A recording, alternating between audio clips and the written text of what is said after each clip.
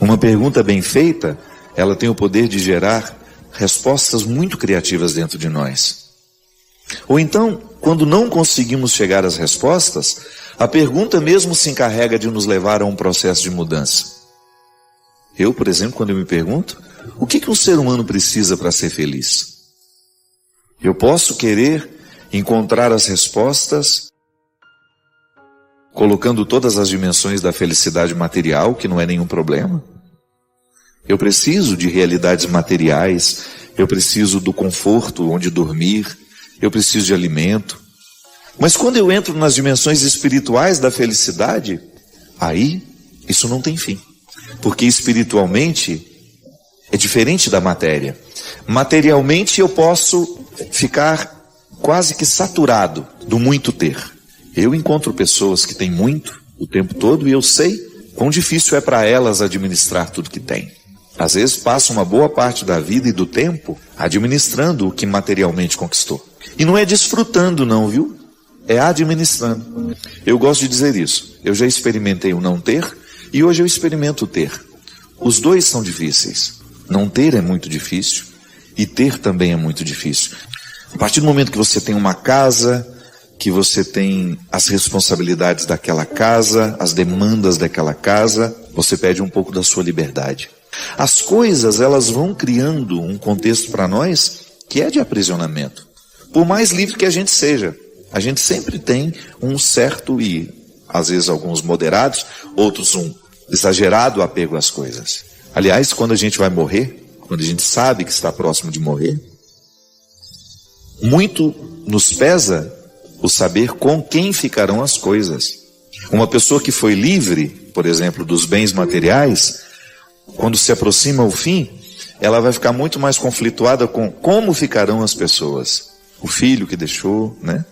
Agora, quando existe um apego material, a pessoa ela fica muito mais preocupada com quem ficarão as coisas do que como ficarão as pessoas. Então, diferente da riqueza material, a riqueza espiritual ela não ocupa espaço. Ela varre espaços dentro de nós. Quanto mais rica uma pessoa fica espiritualmente, mais vazia ela se sente, não no sentido de não ter significado a vida, mas mais espaço ela vai criando dentro para ela poder receber mais, diferente dos acumuladores. É tão triste aquilo, né? Você pode olhar e fazer o seu julgamento. Como é que uma pessoa consegue viver num ambiente tão acumulado? Pois é uma doença, é um desequilíbrio. Aquele é o ponto alto de um apego exacerbado à matéria. Mas há pessoas que procuram na matéria essa felicidade. Extrapola aquilo que é necessário para nós. Sim, a felicidade, ela comporta também dimensões materiais da vida. Mas não se engane. Depois de ter o que é material, se não há um significado espiritual para aquilo que se tem, vira prisão para nós. Você vai viver para administrar o que você construiu, não para desfrutar. E é muito triste viver para administrar. Às vezes a gente vê pessoas que são como cães amarrados nos bens que têm. Alguém se aproxima e já faz. Não é assim? Vive ali para vigiar. O carro não pode ter um arranhãozinho. Se ele perceber que tem um arranhão, ele já não dorme à noite. Ele já quer no outro dia e resolver aquele problema. É um apego exagerado. Faz a felicidade depender de tudo aquilo que é material. Mas o ter, se ele não estiver revestido de realidades espirituais, de significados espirituais, torna-se apenas um fardo. Aí você chega um momento que você até precisa perguntar, né? Quem é de quem? É o carro que é meu ou eu que sou do carro? Sim, a felicidade comporta necessidades materiais. É muito bom a gente ter. As coisas não nos tornam mais ricos. As coisas só nos tornam mais pesados. Porque é o ter sem espiritualidade. Porque eu posso muito bem revestir o que a vida me deu através do meu trabalho de significados espirituais. A minha casa, por exemplo, ela deixa de ser um peso para mim quando ela se torna o lugar do meu verdadeiro repouso, do meu verdadeiro descanso, do lugar onde eu reencontro a minha paz, a minha tranquilidade, onde eu me refaço dos meus cansaços e onde eu coloco as pessoas que eu amo.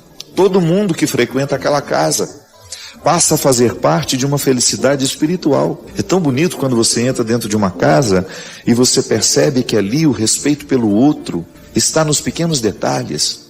Não é apenas uma casa para ser bonita, não.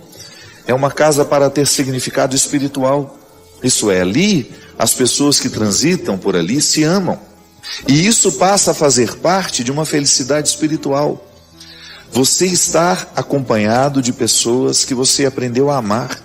O outro não é enxergado como apenas um objeto para satisfazer necessidades, não. O outro é um ser que faz parte da alegria da minha casa. Nós crescemos demais como pessoas, quando nós conseguimos ultrapassar o significado da matéria.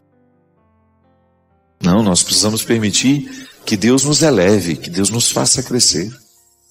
O amadurecimento espiritual, a riqueza espiritual, até mesmo para nos ajudar a dar sentido a tudo aquilo que materialmente nós podemos conquistar. A tudo aquilo que você já conquistou, a tudo aquilo que você pode ainda conquistar. Para você ser uma pessoa rica espiritualmente, afetivamente. E aí até mesmo aquele pouco que você já alcançou, pode ser que não seja muito. Fica tão cheio de significados que você se sente rico. Você tem aquela sensação de que já valeu a pena. Você fica generoso, você fica grato com a vida. Que é muito ruim quando nós não aprendemos a gratidão. Podemos conquistar tantas coisas e ainda assim não estamos satisfeitos. Por quê? Falta a riqueza espiritual de ser grato. De perceber aquilo que você alcançou como um resultado que sempre merece ser comemorado.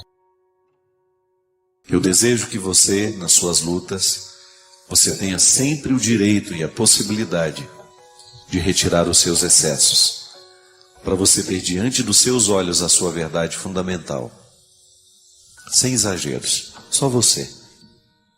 E a partir disso, você reencontrar o caminho da vida. É tão interessante isso, né? O que eu gosto no outro é aquilo que sobra do nosso encontro. É o que nós provocamos quando nós estamos juntos. A amizade, ela funciona assim. Eu gosto do que provocamos quando estamos juntos. E é tão fácil de perceber, porque quando você está com uma determinada pessoa, você provoca com ela. Martin Buber dizia que é uma outra terceira pessoa, com existência própria, né? O encontro entre duas gera de maneira espiritual, de maneira não material, claro, mas muito perceptível por essa pessoa que a gente se apaixona, ou por essa pessoa que a gente tem implicância, antipatia. É o que sobra do nosso encontro. Agora, de repente, se chega uma terceira pessoa, já modifica, né? Naturalmente somos modificados quando existe uma terceira pessoa no meio de nós, porque já não somos apenas aquilo que somos quando estamos a dois. Você, quando você está com um filho, sozinho com ele, gera uma terceira pessoa, vocês dois. Se o marido chega, já modificou o resultado deste encontro. Então, por isso que às vezes é tão difícil, depois que um namoro deixa de ser namoro, ele continuar sendo amizade. Porque vai depender muito da maneira como nós interpretamos essa terceira pessoa que nasce do nosso encontro. Agora, a regra é interessante para a gente entender a vida afetiva. Por que eu tenho tanta dificuldade com aquela pessoa? É o resultado nosso. O encontro gera um resultado humano, existencial. Por que eu gosto tanto de estar com aquela pessoa? Por causa daquilo que ela provoca em mim quando ela me encontra. Existem pessoas que conseguem extrair de nós o que as outras não conseguem. Eu estou passando por uma experiência muito interessante, que é de ser biografado. O biógrafo, que é o repórter Rodrigo Alvarez. Aliás, eu me sinto extremamente honrado de ser biografado por um homem da grandeza do Rodrigo, do ponto de vista profissional, do ponto de vista humano. Um ser humano extremamente capacitado, sensível. Rodrigo atualmente é correspondente da Rede Globo em Berlim, mas eu o conheci em Jerusalém, durante o Pentecostes do ano passado. E eu me lembro que eu fui dar uma entrevista para o Rodrigo, e antes da entrevista, fui até o Gilberto da Obra de Maria. Pelo amor de Deus, conversa com o Rodrigo ali, que ele precisa depois fazer uma reportagem, e a gente acha que você, o senhor e o padre Reginaldo Manzotti é que deveriam conversar com ele. Aí tudo bem, ficamos ali batendo um papinho antes da entrevista, e ele ficou muito curioso com a minha maneira de ser padre no Brasil. E depois a nossa conversa continuou, mas não é isso que eu queria falar. Neste período de ser biografado, eu tenho que pôr minha vida na mesa, né? Eu tenho que lembrar fatos, pessoas que passaram por mim, que me ajudaram a ser quem sou. E o que é interessante é perceber, pegar esses personagens ao longo da minha vida e identificar o que cada personagem provocava em mim. E foi muito interessante identificar algumas pessoas do passado, algumas que já morreram inclusive, que são absolutamente responsáveis pela minha maneira de ser hoje. E eu já estava esquecido disso. Foi só no ato de contar a história, de ter que revirar esse passado para que o Rodrigo entendesse a minha vida e pudesse escrevê-la, é que eu fui tomando consciência da importância dessas pessoas na configuração do meu caráter. Elas arrancaram de mim sentimentos, posicionamentos, pensamentos, posturas que as outras não arrancaram. O resultado do outro em mim. Aquilo que nós provocamos quando estamos juntos. Você se casou assim. Se você investigou bem seu marido, se não foi na pressa, você se casou justamente porque você se apaixonou pelo que sobrava entre você e ele quando vocês estavam juntos. Era bom o resultado humano que você experimentava quando você estava a sós com ele. E é por isso que o amor tem de ser renovado depois, porque à medida que chega um filho na família, modifica a maneira como vocês dois eram um para o outro. Terão de adaptar o amor. Da mesma forma quando alguém é arrancado. Por exemplo, um casal que perde um filho de acidente, uma doença. As estatísticas dizem que muitos casais, depois de enfrentarem a perda de um filho, passam pelo processo da separação. Sabe por quê? A psicologia explica, é muito simples. Porque a maneira de sentir e interpretar a ausência do filho é diferente no homem e é diferente na mulher.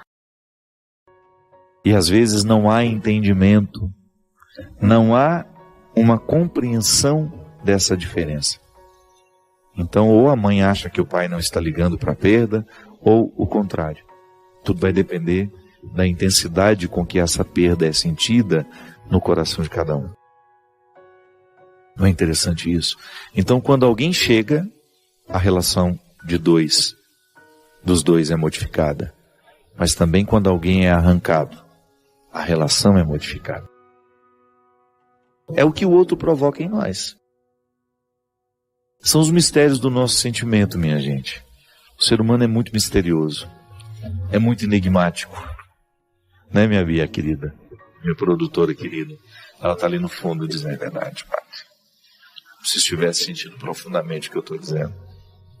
O ser humano é misterioso. É por isso que, gente, nós temos que frear muito a nossa língua para fazer julgamentos precipitados, para chegar a conclusões precipitadas. Nós somos puro mistério. A gente precisa muito mais se observar. É a observação que vai dando a gente condições, habilidade para lidar com o outro, para ser pai dele, para ser mãe, para ser irmão. É assim. Sem essa observação, A gente não chega nem a saber o que o outro provocava em nós. E você sabe que quando a gente tem essa sabedoria, esse pensamento um pouco mais profundo, a gente começa a entender até o porquê que a gente tem implicância daquela pessoa. Porque é natural, não tem como evitar. Algumas pessoas a gente é mais simpático, outras menos. Eu sei que algumas pessoas querem que eu não sinta isso porque eu sou padre. Me desculpe, não é assim que funciona. Eu não tenho direito de desprezar ninguém, não tenho direito de tratar ninguém mal da mesma maneira como você não tem. Não é porque eu sou padre. Não é porque eu sou um menino educado pela dona Ana. Agora, o meu sentimento de querer proximidade com esse ou com aquele, me desculpe. Isso é humano. Eu não tenho o direito de negligenciar a minha oportunidade de ser padre na vida de alguém. Mas eu tenho o direito, sim, de eleger os que participarão da minha intimidade.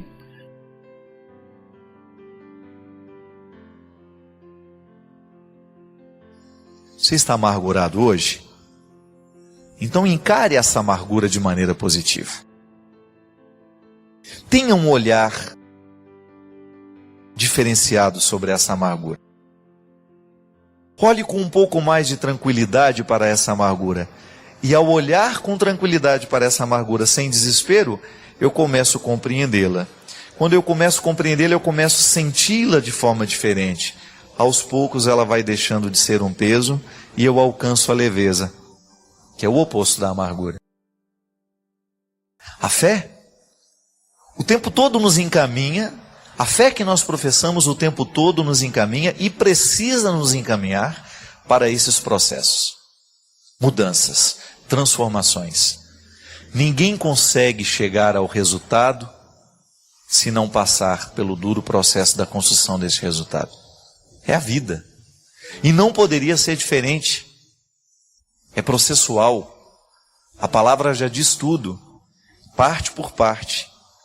A bem-aventurança, ela engloba uma série de situações humanas aparentemente prejuízo.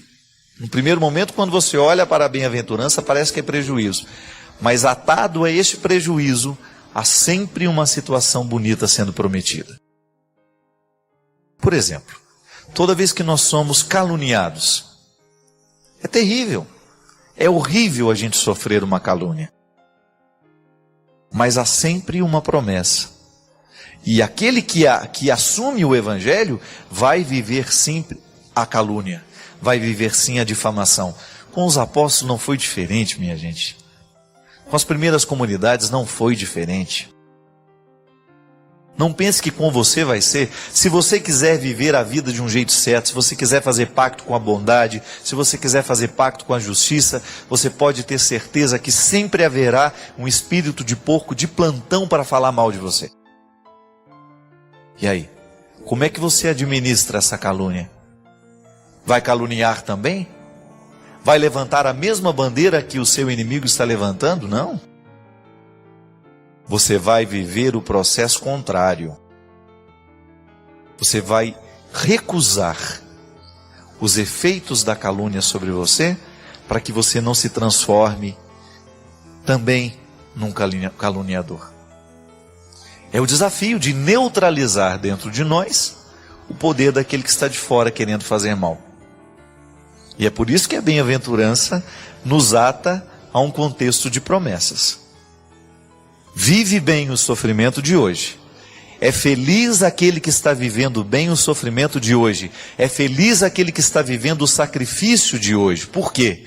Porque ele vai conseguir chegar ao resultado bonito que o sacrifício propõe. Não é assim na vida prática? Se a gente quiser chegar lá, a gente tem que saber que para chegar lá, há um caminho difícil. Bem-aventurado aquele que não tem medo do caminho difícil, porque só ele poderá chegar ao destino final. É muito mais do que isso, mas é o que a gente poderia falar hoje, até mesmo para contextualizar com tudo aquilo que a gente falou no programa. Você pode ter certeza que se você quiser ser alguém na vida, se você quiser fazer a diferença neste mundo, você vai ter que estar disposto a sofrer muito. Porque não é fácil. Não é fácil manter-se de pé numa época, num tempo, onde a oposição a tudo aquilo que é justo, honesto, bonito, coerente, está sempre de plantão para destruir. Através de fofoca, de comentários maldosos. Não faça parte disso. Não faça pacto com essas situações. Descubra aquilo que você está sofrendo hoje, identifique nisso uma oportunidade de você se transformar numa pessoa melhor.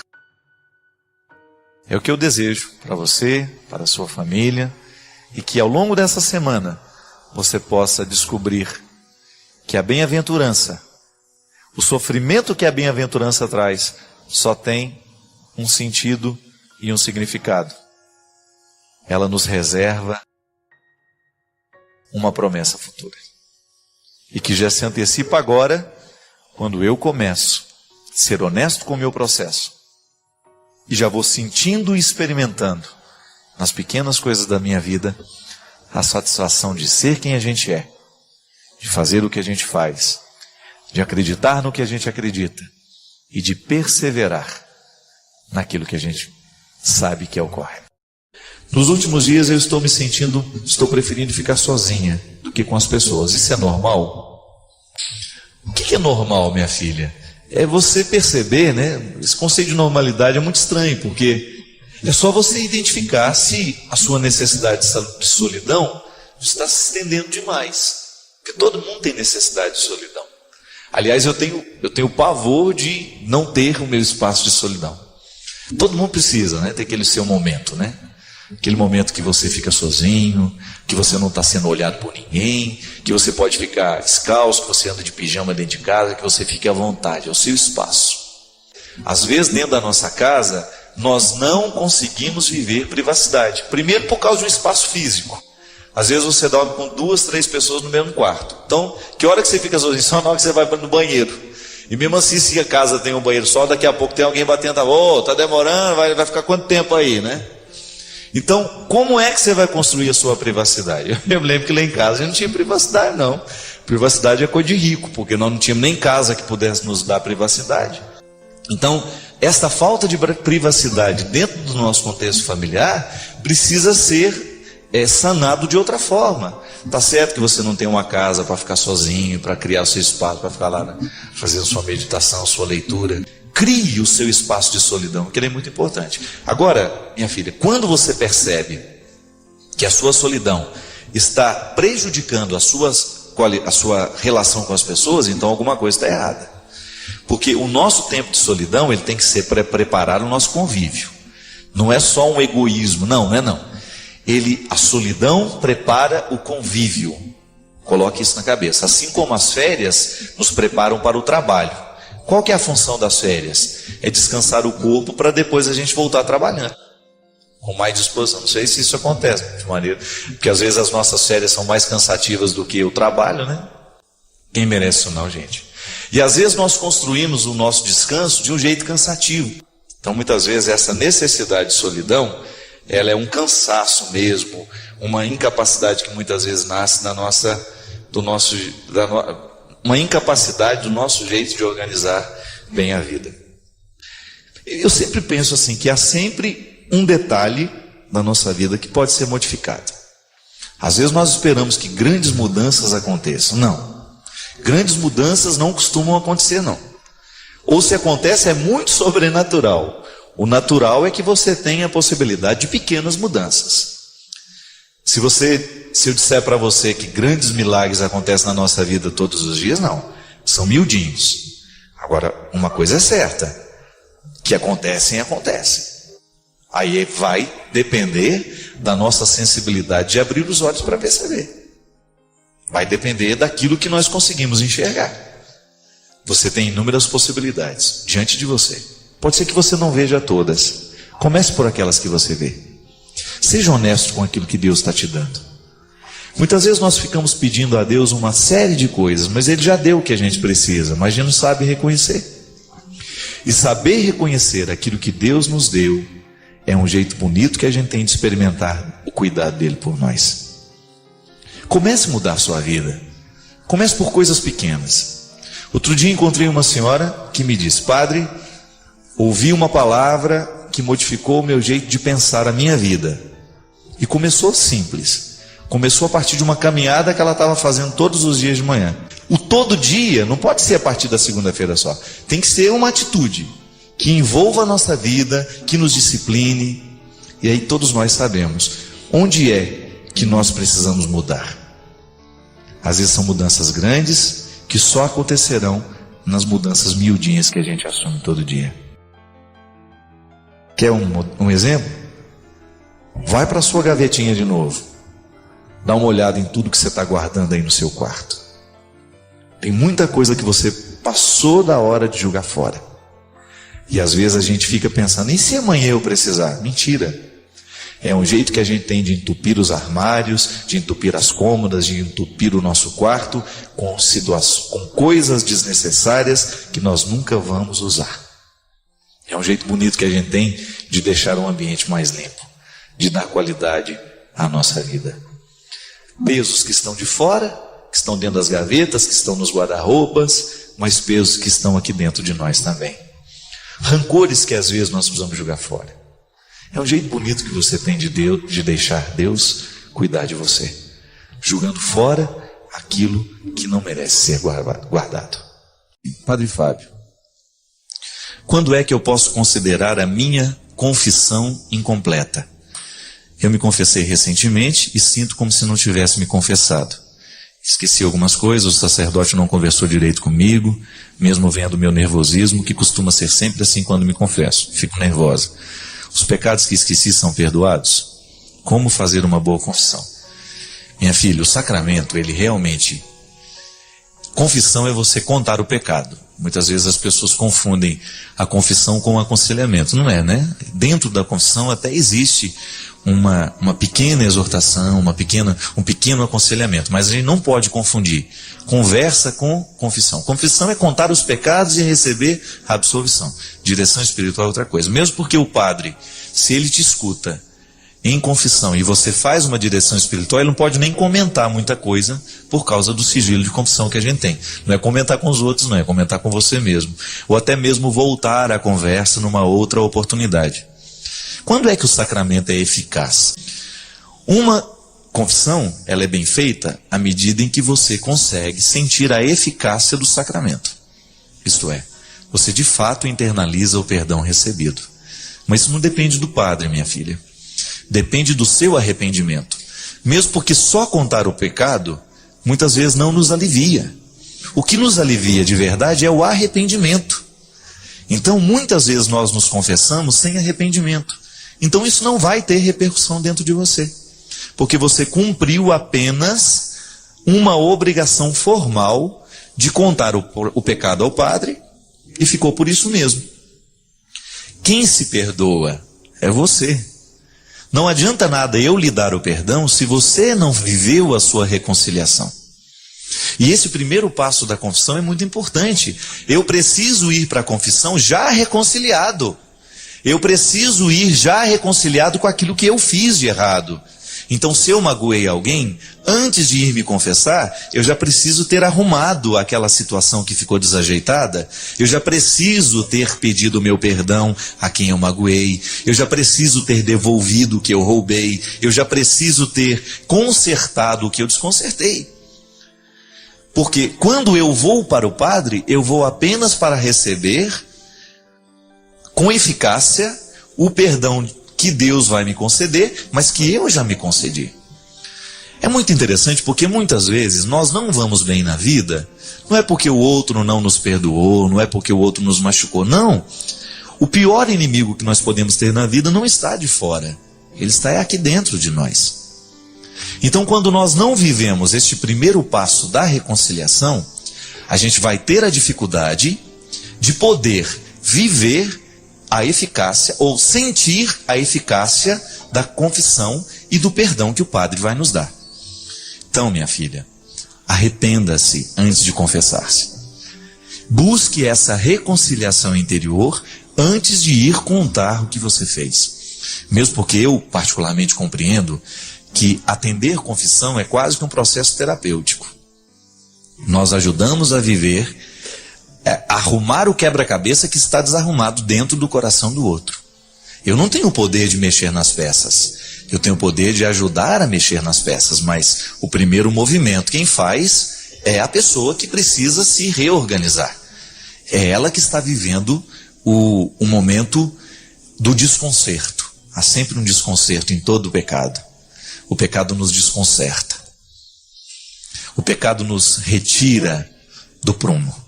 Então a confissão tem o poder de ajudar a fazer esse processo a ser retomado. Mas antes de qualquer coisa, você precisa viver essa reconciliação. Alguns escritos orientais dizem que uma pessoa que está um pouco mais evoluída na sua consciência conserva sua raiva por 1 minuto. Uma pessoa comum conserva por meia hora. E uma pessoa ainda não tão evoluída na sua consciência conserva sua raiva por 1 dia e 1 noite. Agora, uma pessoa cheia de mágoas, ela se lembra dessa raiva até o dia de morrer. É humano sentir raiva. Faz parte da vida. Mas nós devemos esquecê-la rapidamente. Não devemos alimentá-la nos lembrando dela, nem remoendo acontecimentos passados, porque a raiva causa uma grande inquietude interior. Somos as primeiras vítimas da raiva que sentimos. Ela nos queima por dentro, tirando nossa paz, obscurece os nossos pensamentos, distorce nossas percepções. A raiva acumulada, guardada por um pouco, aqui e ali, nos prejudica muito e nos afasta de Deus, de nossa verdadeira essência, de nossa bondade e compaixão. As pessoas pensam que alguém ou algo lhes provoca raiva, mas essa raiva já existe dentro de nós. Ela é criada e mantida por nós mesmos. Se você sente raiva, não pode culpar a ninguém, a não ser você mesmo. 6 tipos são as pessoas tristes. Aquelas que têm inveja dos outros, aquelas que odeiam os outros, aquelas que estão descontentes, aquelas que vivem da fortuna dos outros, da alegria dos outros, que não criam as próprias, aquelas que são desconfiadas e aquelas que têm raiva. Verdadeiramente, é a raiva que produz as outras 5 condições que causam a tristeza. E esta raiva assume muitas formas, muitas facetas como aflição, ressentimento, contrariedade, mau humor, aspereza, animosidade, explosões de raiva, ira, rancor, crises de choro, soluço. Muitas vezes as lágrimas não são sinais de fraqueza, mas a força da raiva. A raiva envenena o corpo e a mente. Ataques de raiva e de mau humor produzem danos sérios nas células do cérebro. Envenenam o sangue, porque liberam toxinas negativas, que fazem mal à nossa saúde. Causam insônia, depressão, pânico, suprimem a secreção de sucos gástricos e da libes nos canais digestivos, criando gastrites, úlceras, esgotam a energia, nossa vitalidade, causam problemas cardíacos, provocam velhice prematura e encurtam a vida. O que a raiva não faz com a gente? Quando você se zanga, sua mente fica perturbada e isso reflete em seu corpo, que sente os distúrbios. Todo o sistema nervoso se agita e você se enerva, perdendo a harmonia, a eficiência de agir, o vigor e o entusiasmo. A raiva é uma energia poderosa que precisa ser dissolvida para que você possa ser mais livre e saudável. Colocar a raiva para fora apenas agrava esta emoção negativa e a faz crescer ainda mais. Se deixarmos isto sem controle, expressando nossa raiva cada vez maior, ela não vai se reduzir, e sim aumentar, gerando mais dor e inquietudes para todos nós. É verdade. Minha gente, é impressionante o quanto que a raiva nos emburrece. No momento que a gente sente raiva, a gente tem que tomar muito cuidado com o que a gente fala, da maneira como a gente age e as decisões que a gente toma. Às vezes, motivados por causa da raiva que nós estamos sentindo, nós nos prejudicamos para o resto da vida, porque a gente não é capaz de contornar a raiva que está sentindo, aí a gente diz o que não é verdade, a gente agride o outro com palavras que a gente não acredita, a gente manda embora da nossa vida pessoas que a gente ama, a gente machuca terrivelmente, e aquela raiva, quando passa, deixa esse rastro de destruição, porque às vezes a gente não tem a oportunidade de corrigir. Às vezes o que a gente fez, o que a gente falou foi tão sério que a gente julgou fora de forma definitiva pessoas que antes eram essenciais na nossa vida. E eu digo isso, minha gente, porque eu tenho encontrado muita gente, e encontro isso também em mim. Preciso dizer que esse discurso é para mim, antes de ser para você. Nós estamos ficando muito irritados nos dias de hoje. O contexto em que a gente vive é de muita irritação. Nós fazemos muito mais coisas do que fazíamos no passado, né? Se você pega uma pessoa que viveu há 30 anos atrás, ela tinha um dia a dia muito mais leve do que o que nós temos hoje. Hoje as nossas crianças começam a ir para a escola com 3 anos de idade.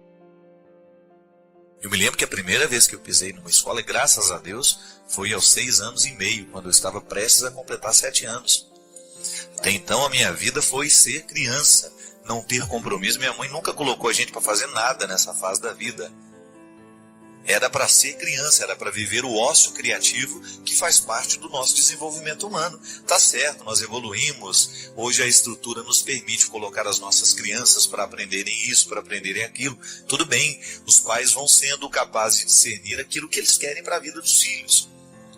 O que a gente não pode negar é que muitas vezes uma criança que foi submetida a todos estes processos de responsabilidade desde muito cedo, ela vai ter um nível de estresse muito mais alto antes do tempo. Aí você tem aí crianças com 13, 14 anos já deprimidas, né? Ansiosas, obesas. Hoje eu estava conversando com um cardiologista, amigo meu, ele estava me dizendo o quanto que é comum hoje você ter crianças com hipertensão. Por causa dos hábitos, né? O que gera a hipertensão? São as maneiras como a gente vive. É o que a gente come, é o nosso dia a dia. O batimento fica acelerado por causa do nosso ritmo de vida, né? E ele estava dizendo, não é nenhum problema colocar as crianças para suas aulas de inglês, para os seus cursos, para música. Música é até o contrário, né? Eu acho que é uma atividade que descansa mais do que cansa. Claro, se a criança gosta, porque tem aquela mãe que sempre quis ser pianista, né? Ela não conseguiu tocar nem um parabéns para você, aí a pobrezinha da filha, que detesta piano, vai ter que ser pianista, porque a mãe quer ser. Já encontrei muita gente assim, que impõe esse fardo sobre os filhos, né? Aí aquilo que deveria ser uma atitude de lazer e relaxante, porque a música é isso, concorda comigo, Christian? Por mais que você tenha a sua disciplina de aprender, de estudar, você sempre encontra nessa disciplina e nesse estudo um prazer, porque você ama a música. Agora coloca uma pessoa que não gosta de música para estudar a música para você ver. É uma tristeza. Colocar a pessoa certa no lugar errado, às vezes é um crime que nós cometemos contra aquela pessoa. E nesse ritmo de vida que nós vamos, né, de atribuir muitas responsabilidades cedo demais para as crianças, nós vamos imprimindo nelas uma carga de responsabilidade que vai gerando um estresse. Então hoje também nós já somos vítimas disso. Nós queremos fazer muitas coisas, nós queremos carregar o mundo nas costas, nós não sabemos mais dizer não, tudo a gente quer fazer, tudo a gente vai, e daqui a pouco a gente já não tem mais qualidade para viver. É por isso que a gente precisa saber criar esse espaço de descanso, de relaxamento, né? Você criar o seu espaço de meditação. Por isso que a oração faz tão bem ao coração humano. A oração é o momento que você esvazia a sua mente para enchê-la de coisas boas. É você na presença de Deus, seja alimentado pela sua palavra, seja alimentado por um salmo, através de um texto de meditação, através de um livro, né? A Canção Nova tem tantos instrumentais para isso, mas a gente vai minando essa força da raiva, nós vamos diminuindo o nosso nível de estresse. Cumpre coisas boas para a sua vida, ouça coisas boas, músicas que te descansem, palavras que façam bem ao seu coração, mude os seus hábitos. Coloque na frequência do seu coração um ritmo agradável. Viva com mais prazer, né? Tenha mais tranquilidade, aprecie mais a vida, saboreie mais a vida. Nós às vezes fazemos tudo muito corrido e fazemos os que estão do nosso lado viverem neste ritmo alucinante também. E aí a gente vai perdendo a graça, a gente vai ficando cada vez mais irritados, difíceis e aborrecidos. Hoje eu vivi uma situação que me fez pensar muito sobre o poder que a gratidão tem de reorganizar dentro de nós aquilo que a gente viveu e que ficou Eu gosto de comparar como se fosse uma peça fora da estante, né? A gente arrumou e sobrou. Alguma coisa sobrou e a gente não consegue encaixar. A vida emocional da gente é assim também. O trauma, né? A psicologia nos ensina que é justamente um acontecimento que não coube dentro da gente. Numa fase da vida eu fui traumatizado pela fala de alguém, por um acontecimento. Então eu não soube acomodar dentro de mim. Porque quando eu sou criança, eu não tenho os filtros da maturidade que me permitem não deixar que aquilo que está sendo dito, que aquilo que está sendo feito, possa me machucar tanto. Por não ter esse filtro, eu acabo vivendo o trauma, que é a minha incapacidade de guardar de uma forma positiva aquilo que eu vivi. E chega um momento da vida que tudo isso vem à tona, né? As faturas do vivido sempre chegarão nas nossas mãos. E hoje eu estava pensando de como faz diferença, na hora que nós vamos viver essa organização, a gente ser movido pelo sentimento de gratidão, que é justamente uma forma de se perdoar, né? Às vezes a gente não consegue olhar para aquilo que a gente viveu, para aquelas situações em que a gente fracassou, em que a gente não teve condições de dar a melhor parte, de fazer da melhor forma. Então aquilo não cabe dentro de nós e a gente vai levando uma amargura e que não faz sentido, né? Porque a amargura que a gente sente hoje não corrige o erro do passado.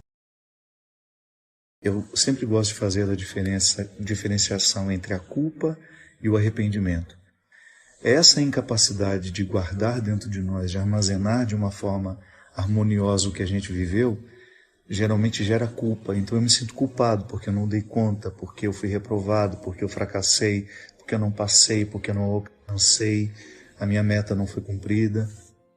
Ou então posso me sentir arrependido de alguma coisa que eu olho, reconheço que não deu certo porque eu errei em alguns pontos, não calculei bem, não fiz as melhores escolhas. Então o arrependimento, o arrependimento me proporciona novas oportunidades. A partir dele eu posso corrigir o presente. Nunca a culpa nos faz voltar para o passado que a gente não modifica. O arrependimento nos faz prestar atenção no presente que agora está diante de mim e que pode receber a minha intervenção.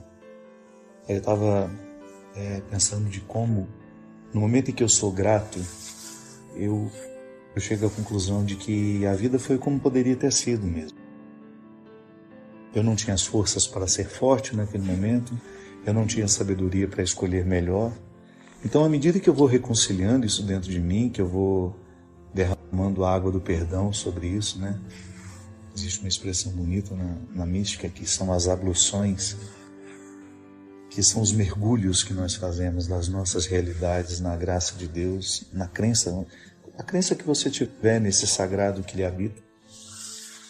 A gente vai ficando cada vez mais leve. Então eu olho para o que eu vivi e sou grato.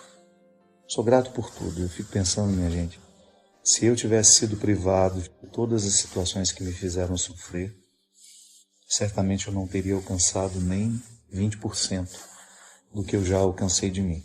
Claro que eu estou longe de ser, de estar na minha melhor versão. Mas aquilo que eu já alcancei de mim hoje me permite ser um homem feliz. E tudo isso é porque, de alguma forma, eu agradeci. Tive uma vida muito difícil, tenho até hoje, mas não reclamo não. Eu sou grato pela vida, por tudo aquilo que eu já consegui viver, por tudo aquilo que eu tenho hoje. Essa gratidão com a vida eu aprendo muito com a minha mãe, que sempre teve uma vida muito, mas muito difícil. Aliás, a história dela me inspira muito. E eu nunca vi, assim, na minha mãe um traço de rancor, de mágoa. E todo mundo que conhece minha mãe sabe, né? Ela tem um humor delicado, ela é engraçada, ela não precisa contar piada para fazer a gente rir. Muitas pessoas até num primeiro momento se aproximam dela porque é minha mãe, né? Mas depois que descobrem o ser humano que ela é, eu só fico pequenininho perto dela. Ela tem uma gratidão natural. Eu sinto que minha mãe colocou tudo o que estava desarrumado dentro dela na estante. na estante das emoções. Ficou tudo muito bem guardado. E hoje, quando olho para ela, eu tenho a oportunidade de ver um ser humano de bem com a vida mesmo. Me ocorre muito uma frase da tia Judite, que é a tia do Marcos Montenegro, que perdeu um filho, assim como minha mãe perdeu também. Ela conta toda a história, que é muito triste, e depois ela sempre finalizava assim, mas está tudo certo.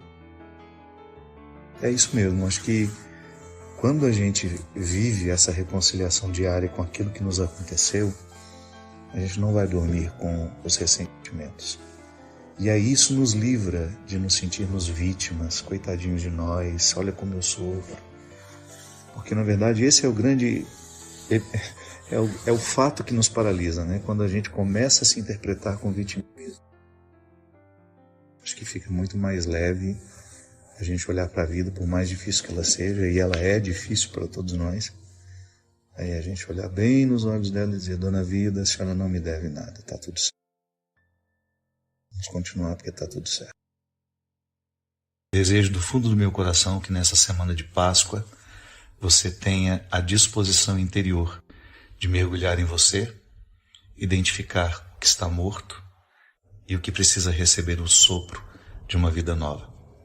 Às vezes nós vamos vivendo a nossa vida sem muita reflexão. Eu falo muito isso, né? Nós somos muito mais reativos do que reflexivos. E é justamente a reflexão que nos faz compreender ou perceber aquilo que nós estamos errando.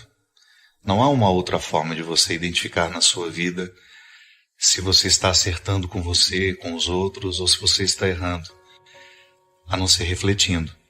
Que é justamente a oportunidade que você tem de jogar o olhar para dentro. O livro começa falando justamente disso. Em algum momento da nossa vida, a gente desaprende de olhar para dentro. Eu aprendi muito isso peregrinando. Minha amiga Fabiana sempre falava isso, que o peregrino é aquele que anda de fora, mas que também tem que andar por dentro.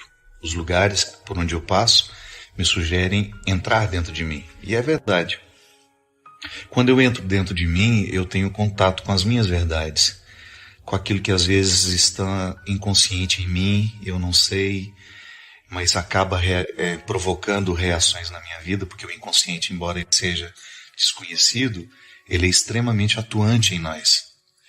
Eu tenho atitudes hoje que estão muito ligadas ao meu passado, e são inconscientes os motivos que me fazem agir assim ou assado. Claro, acessar o inconsciente é um assunto difícil de ser tratado aqui. Como podemos fazer isso? As terapias podem nos ajudar, mas eu preciso ter um modo de viver que seja terapêutico. Eu preciso ser também meu analista. Você precisa ser seu. Porque senão a gente fica vivendo sem saber exatamente quem somos, o que podemos, o que queremos. Quantas pessoas eu encontro pela vida que estão vivendo uma vida que não querem e às vezes estão infelizes porque nem sabem que não é essa a vida que elas querem. Se acostumaram a ela, se adaptaram a ela. E o livro é justamente uma reflexão sobre isso. Eu coloco 2 personagens porque é romanceado. Então é um homem que está se preparando para ir trabalhar e de repente ele percebe que tem uma criança dentro do quarto.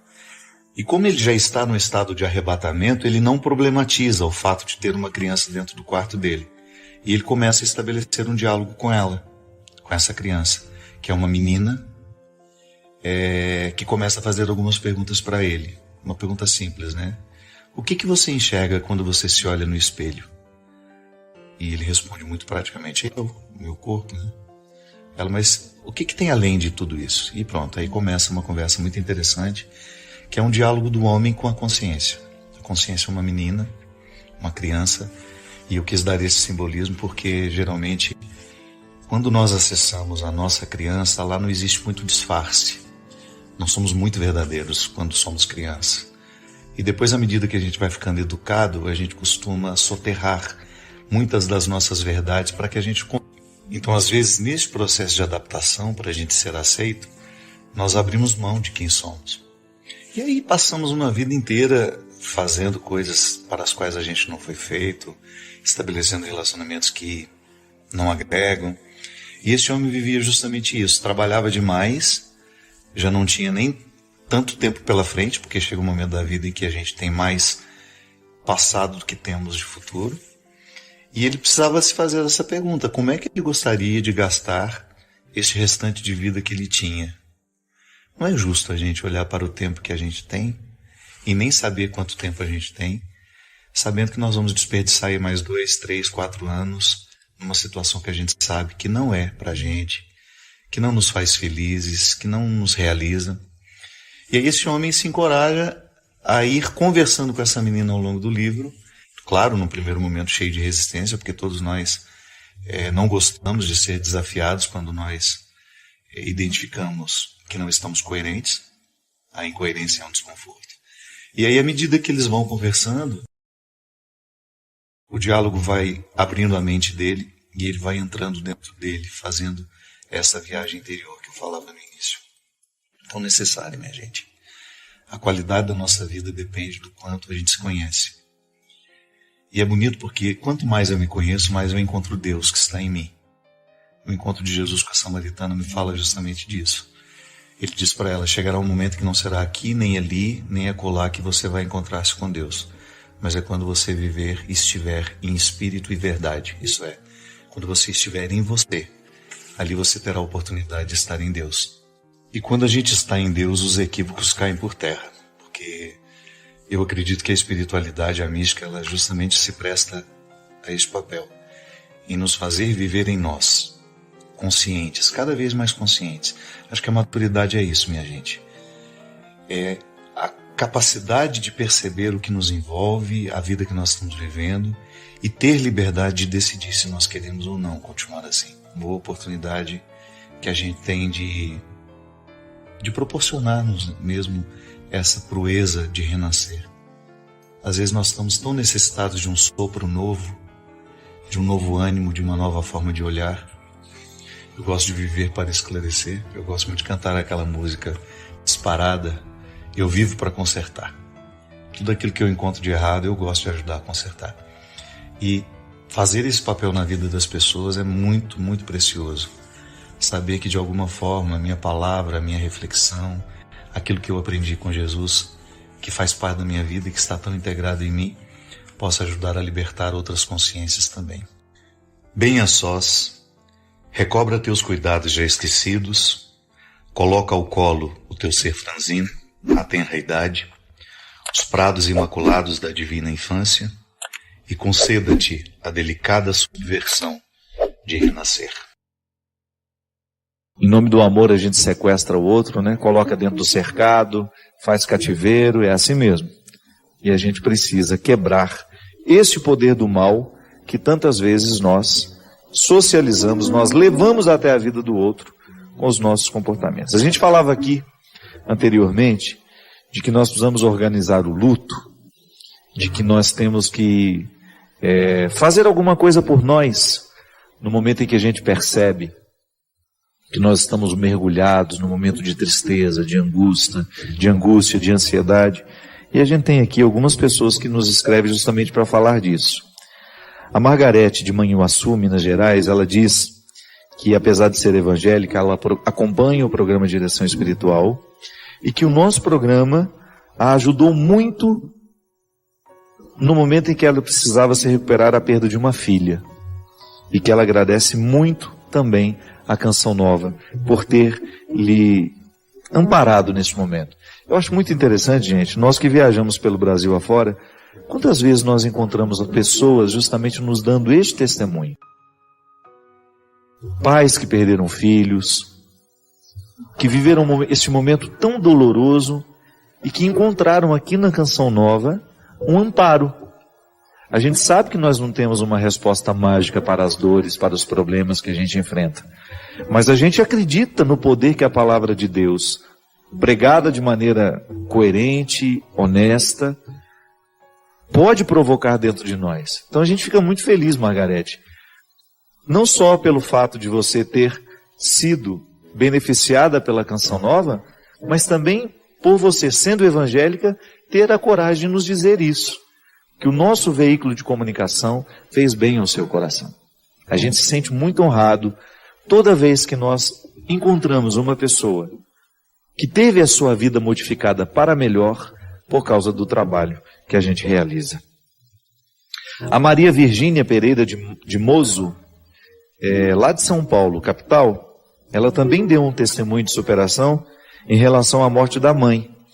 Ela disse que através do programa nós a ajudamos muito. Ela disse que achava que após a morte da mãe viveria uma depressão e não foi isso que aconteceu. O programa Direção Espiritual, a Canção Nova, ajudou muito nesse processo de superação. Que bom, Maria Virgínia. A gente fica muito feliz que nós tenhamos sido um instrumento de Deus na sua vida. Deus nos ajuda através de pessoas. Eu sempre gosto de frisar isso. A providência divina se manifesta na nossa vida através de realidades humanas. Por quê? Porque Deus não pode estar no mundo dispensando aqueles que são humanos e que estão conscientes do poder que nós trazemos dentro de nós. Essa é a força do cristianismo. Deus age quando e como quer, mas Ele prefere agir através de nós. Muitos milagres deixam de acontecer no mundo porque nós cruzamos os nossos braços, nós deixamos de fazer a nossa parte. Sim, Maria Virgínia, no momento em que nós perdemos alguém, nós precisamos de mais de amigos ao nosso lado. Nós precisamos de braços que nos sustentem. Nós precisamos de olhares que nos olhem, que nos encorajem. Nós precisamos de pessoas que nos digam a palavra certa.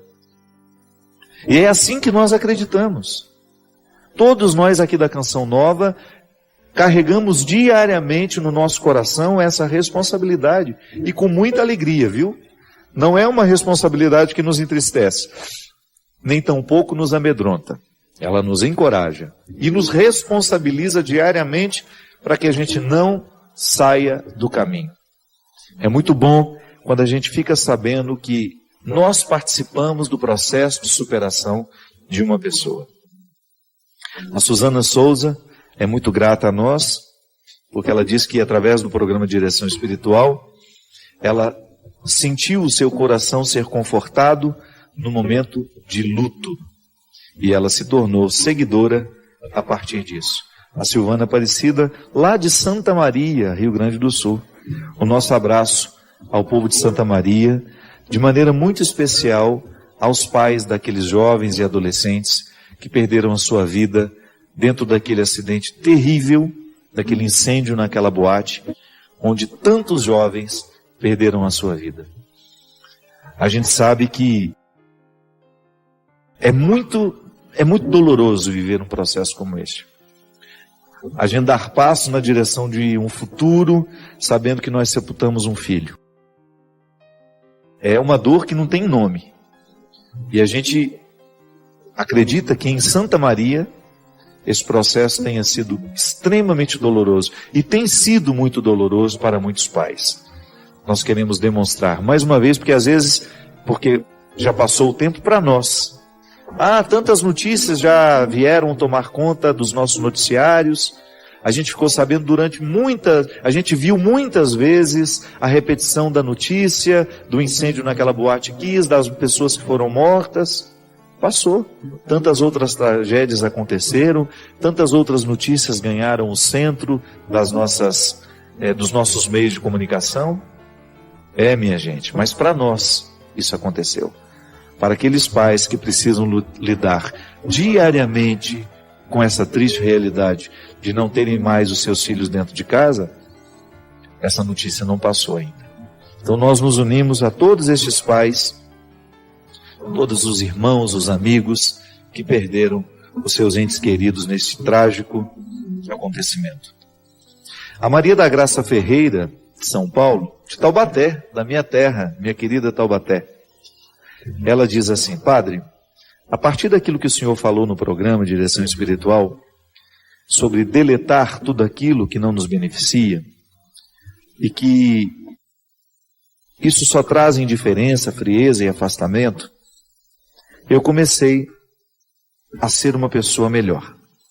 Comecei a ser mais feliz, frequentar a academia, a igreja, visitar os doentes, ajudar na minha igreja, procurando seguir os passos de Jesus, que são os caminhos de fé, verdade e vida. Obrigado, Padre, por ter sido uma luz na minha vida. Todas as quartas espero uma palavra de fé, de amor, de vida, de alegria, que é o que o Senhor tem trazido para todos nós. Seja sempre esse sacerdote do povo. Muito obrigado, Maria da Graça. É nossa, como dizia aqui anteriormente, é nossa satisfação saber que a gente participou de maneira eficaz, que Deus pôde contar com a gente para agir na vida de seu povo. Essa é a verdadeira encarnação do cristianismo em nós.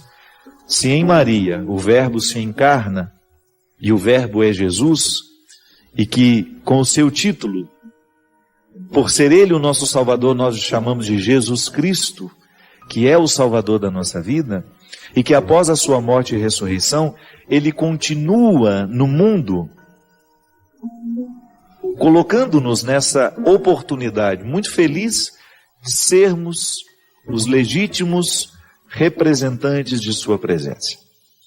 O cristão que leva a sério o seu cristianismo encarna a oportunidade de ser Jesus de novo, de oferecer ao outro, cada vez mais, a partir da consciência que nós vamos tendo, de oferecer ao outro uma consciência cristã, um jeito cristão, uma palavra cristã, porque é isso que o mundo precisa.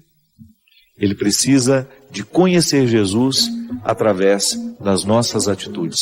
Nós que nos dizemos cristãos, nós precisamos ter a consciência de que o ateísmo é gerado quando nós negligenciamos a oportunidade de oferecer ao mundo o Cristo que nos habita. É muito interessante como, quando nós ousamos falar com sinceridade de uma realidade humana, eu não estou falando daquilo que eu não vivo. Eu preciso combater minha preguiça diariamente. Eu preciso combater todos os obstáculos que me impedem de viver a minha vontade, de chegar ao coração da minha vontade. Porque a minha vontade é que vai ter o poder de fortalecer o meu combate nas minhas metas. Então, essa sensação de que você tem de que eu estou falando a partir da sua vida, que maravilha isso. Porque essa é a minha vida também. Cristo é diferente para você? Não é? Eu fico pensando, eu vejo, já te falei isso uma vez, né? Vejo você tocando tão bonito. Aliás, o Cristo é um dos melhores pianistas que eu já encontrei na minha vida. Não é só pianista, é arranjador. É um homem muito qualificado do ponto de vista musical, além do humano. Mas quando você estuda desde que idade? Desde os 7 anos. Às vezes a gente vê o menino tocando assim hoje, pensa que foi da noite para o dia, não é não. Não é? É uma luta diária. E certamente você também precisou lidar com a sua preguiça. Regride. Se você deixar hoje de investir, se você achar que você já está pronto para a música, você começa a declinar, não é verdade? A oportunidade que a gente tem, Jaqueline, de identificar dentro de nós o que está sendo precário, isso também já é uma experiência sagrada. Porque às vezes a gente acha que o sagrado só está associado àquilo que a gente tem de bom. Não. Toda vez que nós temos coragem de mexer no lixo da nossa existência, isso também pode ser uma experiência sagrada. Porque é ali que você vai fazer a reciclagem. Tá certo, esse lixo aqui, esse entulho, esse resto, esse insucesso que foi fruto de um tempo mal vivido, no que isso hoje pode me ajudar? E aí nós vamos aos poucos fazendo o fortalecimento dessa vontade, a gente vai tendo coragem de dar essa sacudida, como você usou de maneira tão descontraída o termo, né? O Padre Fábio está dando um sacode na minha vida, porque eu estou sacudindo a minha vida aqui também. Inclusive que gostaria até de dizer que no último acampamento eu não tive oportunidade de estar, não pude vir. Eu passei mal, muito mal mesmo, da madrugada de sábado para domingo. Tive muita ânsia de vômito, sensação de estar asfixiado. E aí eu precisei ir para o hospital, fiquei um tempo internado lá. Fiz os meus exames, graças a Deus não descobriu nada, mas tudo indica que eu esteja desenvolvendo uma síndrome do pânico, muito comum nos dias de hoje. Talvez por causa do meu excesso de trabalho, estou cansado mesmo, mas é porque eu sou um pouco dramático também e faço uma experiência. O humor também nunca me abandona. Eu gosto de brincar com os meus cansaços e sei que quem me acompanha também faz o mesmo. É que, na verdade, eu tenho me sentido muito exaurido mesmo nos últimos tempos. Aquilo que antes não me custava fazer, está custando muito. Tudo é muito cansativo na vida. Mas eu preciso diariamente recrutar a minha vontade para que este cansaço não prevaleça sobre o meu trabalho.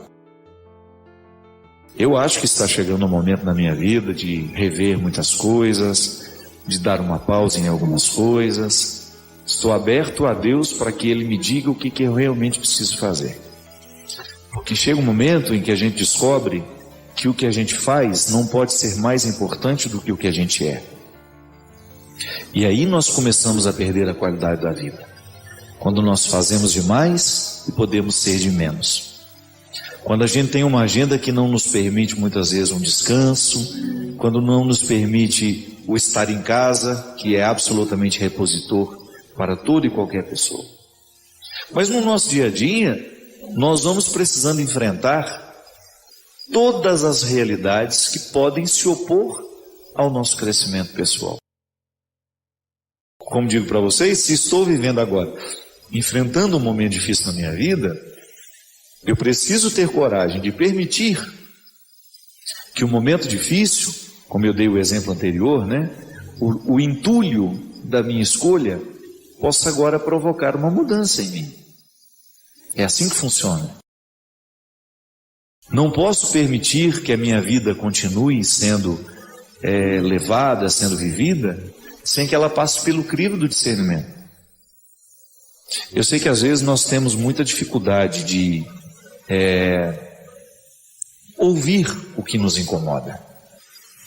Eu sei que às vezes a própria pressa da vida que a gente leva, o excesso de comunicação, o excesso de coisas que a gente... É impressionante como nós temos muitas coisas ao mesmo tempo para fazer, muitas respostas ao mesmo tempo para dar. E isso vai nos cansando, isso vai minando a nossa disposição. E aí, porque nós estamos sem disposição, a preguiça nos puxa. E a gente deixa de fortalecer a nossa vontade. E quando nós enfraquecemos a nossa vontade, quando nós não fortalecemos essa vontade, você a enfraquece. Que ela não fica estacionada. É igual o Cristo disse. O que toca, precisa tocar todos os dias, porque senão ele regride. Ele não fica estacionado no que ele sabe. Ele desaprende com o tempo. A vontade é a mesma coisa. Ela nunca fica estacionada, ela vai regredir. Se eu deixo de investir nela, ela regride. Por isso que eu preciso fazer diariamente o exercício, como dizia Santo Agostinho, de fortalecer em mim a minha vontade. É igual quando você precisa viver a superação de um relacionamento que te faz mal. Você terá a tentação de voltar àquela pessoa, mesmo sabendo que ela faz mal, porque você está movida por uma dependência afetiva. Se você não fortalece a sua vontade, você jamais poderá viver a libertação daquele relacionamento danoso. É o que a gente fala aqui no livro Quem Me Roubou de Mim, quando a gente faz uma diferenciação entre o desejo e a vontade. Muitas pessoas são movidas pelos seus desejos, que são aquelas realidades superficiais em nós. Agora, quando a pessoa é movida pela vontade, ela vai ser capaz de identificar o que de fato ela está precisando. Então, vamos aí lutando diariamente para que essa vontade encontre um lugar para crescer. Isso é fruto da vida espiritual em nós, né? Essa semana mesmo, conversando com o Everson, que é meu grande amigo do dia a dia, eu falava para ele, o Everson tem uma sensibilidade muito grande, e de vez em quando ele, assim, no sinal, ele vê alguém pedindo alguma coisa, ou vendendo alguma coisa, ele tem o hábito às vezes de parar o carro, conversar, paga o triplo do que vale a mercadoria. É uma maneira que ele tem de ser gentil com as pessoas. E ele não é rico, né? Ele tira do salário dele. Mas eu acho bonito isso nele. Aí ele estava contando que outro dia um senhorzinho que nem tinha tanta idade, mas o aspecto já era de muito sofrido, parado no sinal, e que aí ele parou, se interessou, conversou com o Senhor, descobriu. Aí ele falou assim, com os olhos cheios de água, falei, padre, a vontade que eu tinha de colocar aquele senhor dentro do carro e trazer ele para mim. Dar a ele aquilo que a vida não está dando. É disso que eu estou dizendo. Às vezes nós encontramos pessoas, e aí eu também partilhei com ele, que às vezes nós encontramos pessoas que alcançaram tão pouco da vida. Eu não estou falando de alcançar materialmente.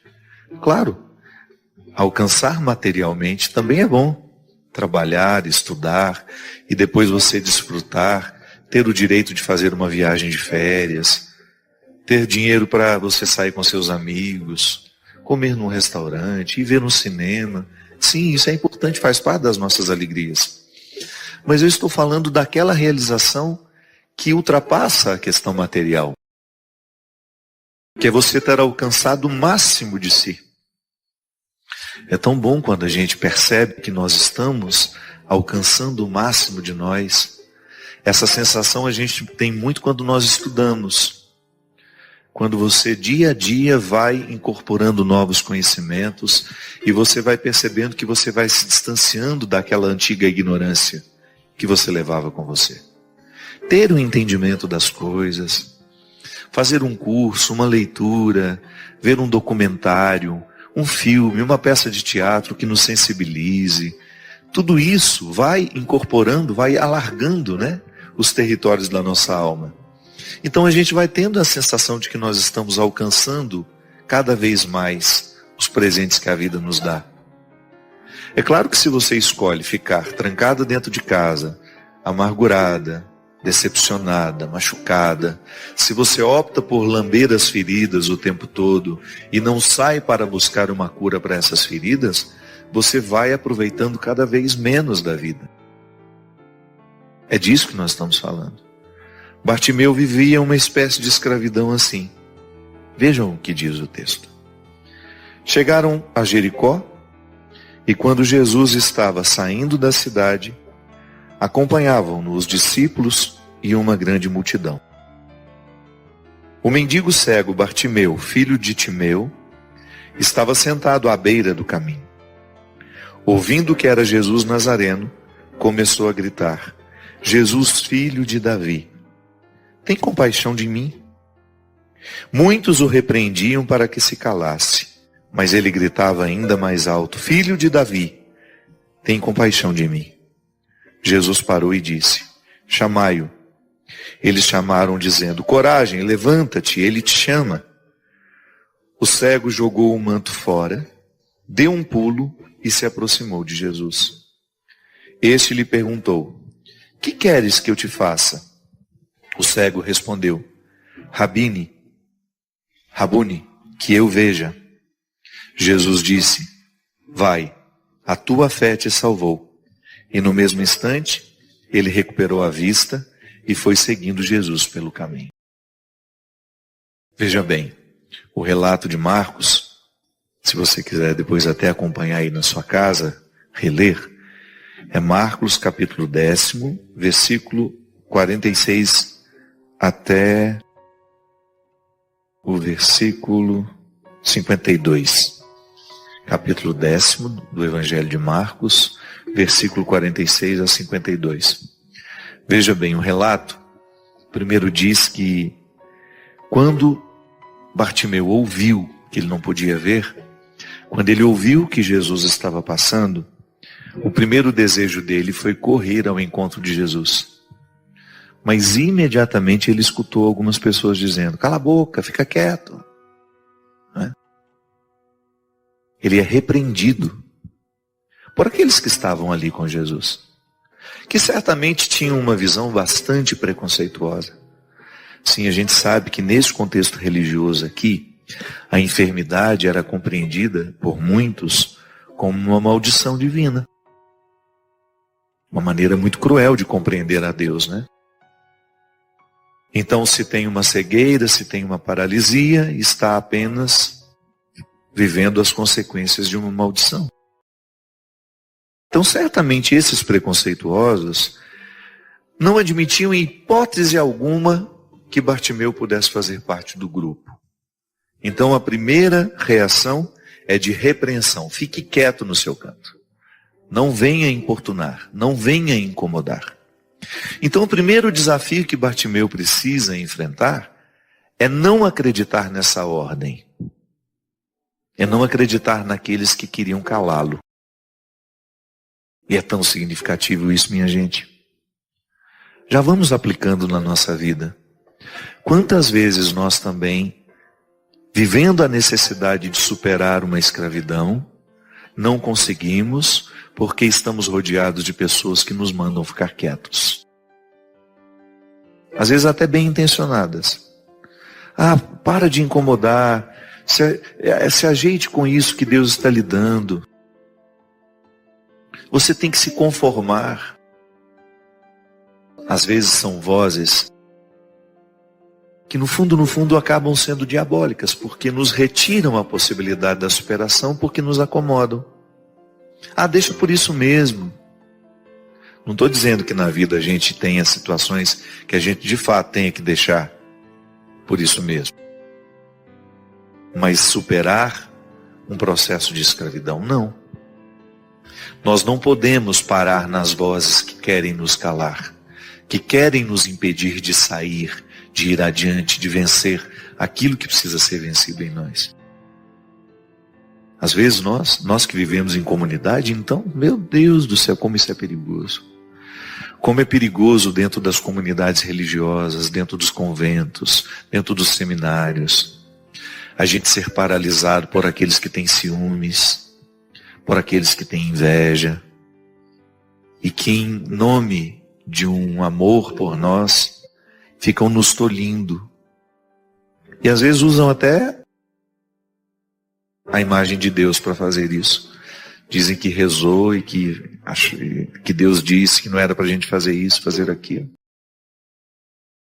Quantos de nós que tínhamos desejo de estudar, de aperfeiçoar o nosso conhecimento, não o fizemos porque esbarramos na inveja dos outros, dos nossos superiores, dos nossos colegas que convivem com a gente. Então precisa ter muita sabedoria para saber se aquela voz que nos cala, ela está de fato nos orientando para uma obediência que vai fazer bem a nós, ou se aquela voz está estando a serviço de uma força que nos paralisa e que não nos permite ir além. Sempre o discernimento, sempre a reflexão. É por isso que eu sempre digo que não existe crescimento humano sem reflexão. Até você mesmo que é casada. Presta bem atenção se o pedido do marido para não fazer, para não isso, para não aquilo, não é apenas uma forma mesquinha de lhe impedir de ser mais você. Sim, porque às vezes nós somos assim. Marido inseguro não quer que a mulher brilhe, aí ele começa a dizer não vai, não pode. E de repente ela com 1000 possibilidades vai ficando aniquilada em nome de uma obediência que não é sagrada há muito tempo. Sim, porque o amor promove. O amor, quando ele existe de verdade, quando ele está purificado, quando ele é cristão, o marido olha para a esposa e diz, isso mesmo, minha filha, vamos lá, vamos crescer. Vamos evoluir. A mesma coisa a esposa. Então nós precisamos tomar muito cuidado com as vozes que às vezes nos impedem de sair da escravidão. Assim como Bartimeu, no momento em que fez o movimento de sair para ir ao encontro de Jesus, muitas pessoas o repreenderam. Só que ele não acreditou nessas vozes. Eu acredito que ele já estivesse ali, vivendo o milagre. Sim, porque não está descrito aqui, mas certamente a presença de Jesus já tinha provocado nele o primeiro milagre, que era justamente parar de ouvir as vozes que não queriam a sua superação. Então nós também precisamos viver essa proximidade com Jesus para a gente ter sabedoria de identificar as vozes que querem nos paralisar. Porque não é justo. Não é justo que Deus tenha investido tanto em você, Ele deu tanto potencial e você passe a sua vida inteira sem despertar esse potencial, sem saber o que você pode, sem saber do que você é capaz. Primeiro que a gente tem que andar é para frente mesmo, né? Tudo tem que nos jogar para frente, muito embora às vezes um passo atrás para nos ajudar a pensar que caminho nós estamos tomando também é saudável. A gente dá uma paradinha, olhar para os lados, dar um passo para trás, olhar o contexto das nossas escolhas, isso é muito importante. Agora a gente tem de andar o tempo todo na conquista daquilo que de fato interessa. Hoje nós começamos o programa falando da necessidade que a gente tem, por uma responsabilidade pessoal, de não abrir mão de ser quem a gente é. Eu até brincava, né, que à medida que nós vamos educando as crianças, elas vão deixando de ser sinceras. O falseamento não pode ser confundido com essa capacidade social que você tem de ser simpático com o outro e de não dizer aquilo que vai ser agressivo a ele. Então, ser educado é você privar o outro de ouvir algo que possa ser desagradável aos ouvidos dele. Então, você considerar com sabedoria. Mas o falseamento é diferente. O falseamento é quando você finge uma satisfação quando de fato ela não existe. Então, muitas vezes, nós assumimos o falseamento como uma postura de vida. Não é o outro que vai quebrar essa falsidade em nós. É claro que alguém pode até nos estimular a deixar a falsidade de lado. Mas é a gente que precisa diariamente fazer essa pergunta. Se nós estamos sendo suficientemente verdadeiros com o nosso processo, para que esse processo nos provoque satisfação, realização, que essa vida é uma só. Se eu perco tempo com essa falsidade, com esses falseamentos, eu fico privado de elevar à categoria máxima aquilo que eu sou. E é interessante, né, que às vezes a gente passa boa parte da nossa vida vivendo só a metade do que a gente poderia. Por quê? Porque a gente perde muito tempo com falsidade, com os falseamentos. A gente não faz os enfrentamentos, aí a gente fica ali naquela condição de hipócrita. Porque nem é uma hipocrisia em relação ao outro. Também existe. Eu posso ser hipócrita em relação ao outro. Mas eu também posso ser hipócrita numa relação comigo.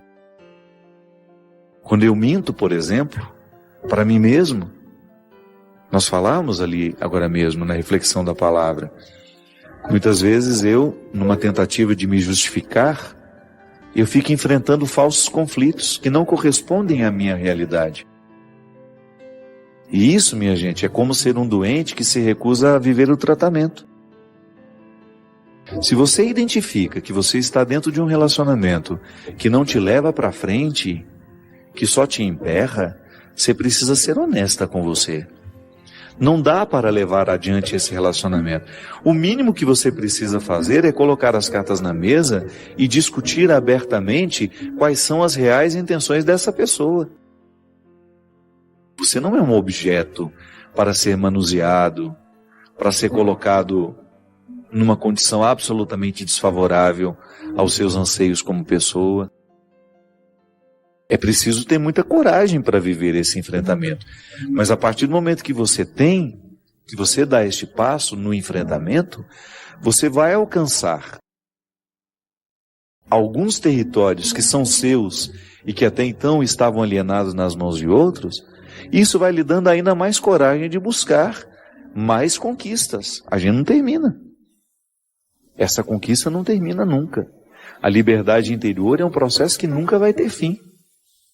Então, se você sente que você está vivendo um relacionamento que não lhe favorece florescer como pessoa, você não pode pensar duas vezes. Você tem que problematizar a questão. Eu gosto sempre de dizer isso. Nós precisamos levar a sério os nossos conflitos. Às vezes nós não damos ouvido ao que nos incomoda. E por que não damos ouvido ao que nos incomoda? A gente perde a habilidade de saber o que de fato precisa ser modificado. É como você se acostumar a um emprego onde você não cresce, onde você não precisa recrutar a sua inteligência, você fica repetindo a mesma coisa, aí você olha que uma pessoa muito menos preparada que você realizaria aquela função perfeitamente. Está na hora de você ir embora. Está na hora de você buscar um outro lugar para você. Sabe por quê? Senão você vai começar a se nivelar por baixo. E essa fatura chega. Pode ser que hoje você esteja acostumado, o contexto lhe te anestesiou, mas vai chegar um momento que você vai se cobrar: meu Deus do céu, por que eu não tive coragem de fazer a minha mala e partir em busca de uma realidade que me exigisse mais? Por que eu não tive coragem de, naquela hora, tomar uma decisão que me causaria um desconforto, porque eu perderia a estabilidade, mas ao mesmo tempo me colocaria num projeto que de fato era para mim? Aí você vai sentir que você vai ser mais exigido do ponto de vista intelectual e naturalmente você vai sentir-se mais confortável do ponto de vista emocional. Porque quando nós temos a acomodação do processo intelectual, você começa a nutrir silenciosamente uma insatisfação emocional. Você sabe por quê? O ser humano sabe que pode. Você sabe que pode. Hoje, conversando com uma amiga minha, ela estava me dizendo, porque ela é empresária, ela trabalha não com um grupo muito grande de pessoas, mas ela fala assim: eu sempre tive muita habilidade de mandar os meus funcionários embora. Não é fácil, né? Já mandou alguém embora? Eu também não quero ter esse desprazer, deve ser muito desagradável.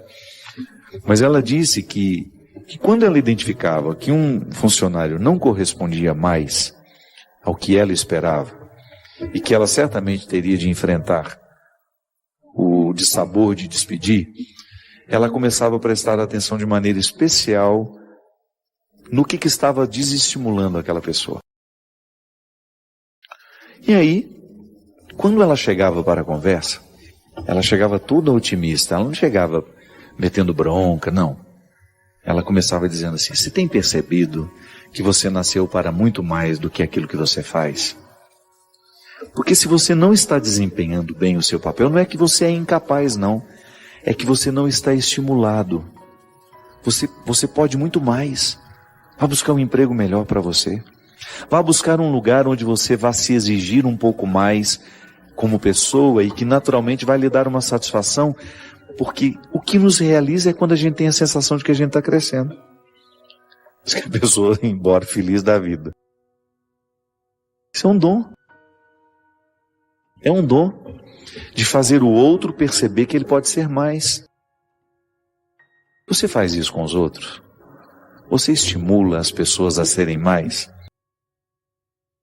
Ou você aproveita a acomodação para que elas fiquem escravizadas dos seus interesses? E você? Você é capaz de se desafiar a querer mais para você? Ou você se contentou com o pouco que a vida lhe deu? Não estou dizendo que você será ingrato, que você vai jogar tudo fora, não. Eu estou apenas querendo que você olhe para você do mesmo jeito como Jesus nos olha. Aquela palavra dura, eu volto a dizer, aos fariseus e aos escribas, não é para humilhá-los, é para acordá-los. Nenhuma palavra de Jesus é para humilhar alguém, para que aqueles se sentissem piores do que eles realmente eram. Não, a palavra dura é para acordar o que está acomodado. Quanto mais acomodado está, mais dura tem de ser a palavra. Senão a gente não acorda. Você tem escutado? Você tem se percebido para saber se de fato você está no lugar certo? Você tem medo de mudar? Tem medo de correr atrás daquilo que você pode se oferecer? Ou você se nivelou por baixo, se acomodou nas suas escolhas e está satisfeito esperando a morte? É muito triste isso.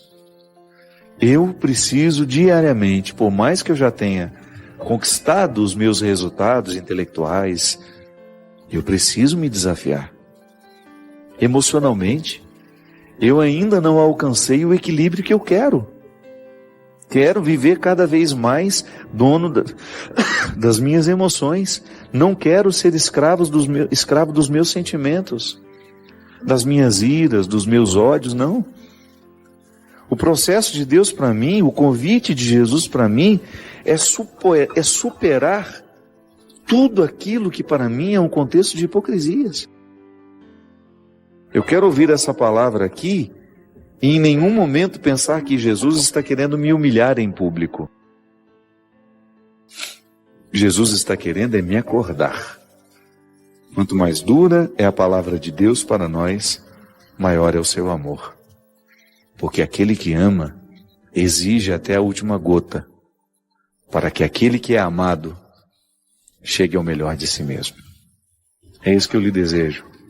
Que Deus lhe desafie, que Deus lhe incomode, que Deus lhe grite essa palavra dura, para que você saia de todas as realidades, para que você rompa com todas as realidades que estão lhe aprisionando. Sua opinião é importante para nós. Comente abaixo. Inscreva-se para mais conteúdo enriquecedor e ajude-nos a espalhar essas mensagens positivas compartilhando este vídeo.